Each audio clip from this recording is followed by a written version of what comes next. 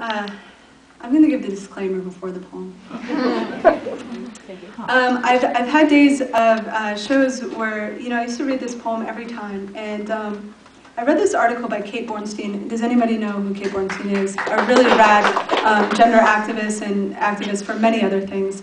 And I have a ton of respect for her. And she wrote this really amazing article where she was talking about the GLBTQ's community's interest and drive towards pushing for marriage equality, and how the community has been super, super focused on that, and in that case have lost focus on other things that we need to be putting our energies into, particularly youth suicides. And she also talks about marriage as an institution, a privilege in itself, and dissects that. So I encourage you to look her up and read the article, because I agreed with everything that she said. That said, when I do continue to read this poem, there are two stories as to why.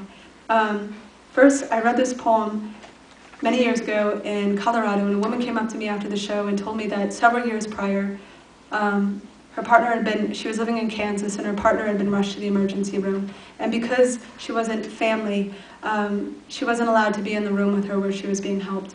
And so she was in the waiting room all night, like screaming, going crazy, trying to get in. They didn't let her in. Her partner ended up dying that night.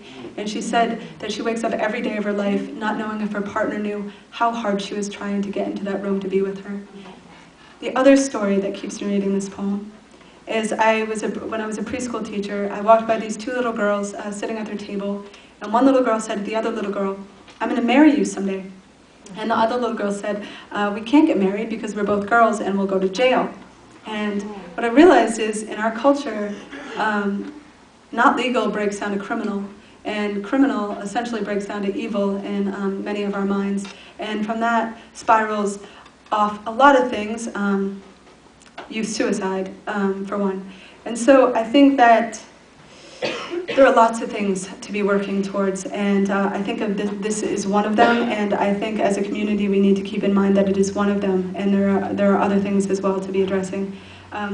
And so here goes. When I was a kid, the Blue Moon song, I used to chase my mother around the house singing this song. I said, someday I'm going to do something with this, and this is what she got. Baba baba baba baba baba baba dang a dang dang ding a dong ding. I do dip dip dip do I do dip dip dip baba baba baba baba baba baba dang a dang dang ding a dong ding. I do, but the fuckers say we can't. Because you're a girl and I'm a girl, or at least something close to the most we can hope for is an uncivil union in Vermont, and I want church bells. I want rosary beads. I want Jesus on his knees. I want to walk down the aisle and the patriarchy smile. That's not true. But I do want to spend my life with you. And I want to know 50 years from now, when you're in a hospital room getting ready to die, when visiting hours are family members only, I want to know they'll let me in to say goodbye.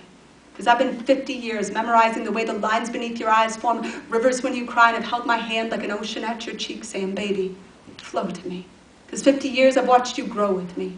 50 years of you never letting go of me through nightmares and dreams and everything in between. From the day I said, buy me a ring that will turn my finger green so I can imagine our love is a forest. I want to get lost in you, and I swear I grew like a wildflower every hour of the 50 years I was with you. And that's not to say we didn't have bad days.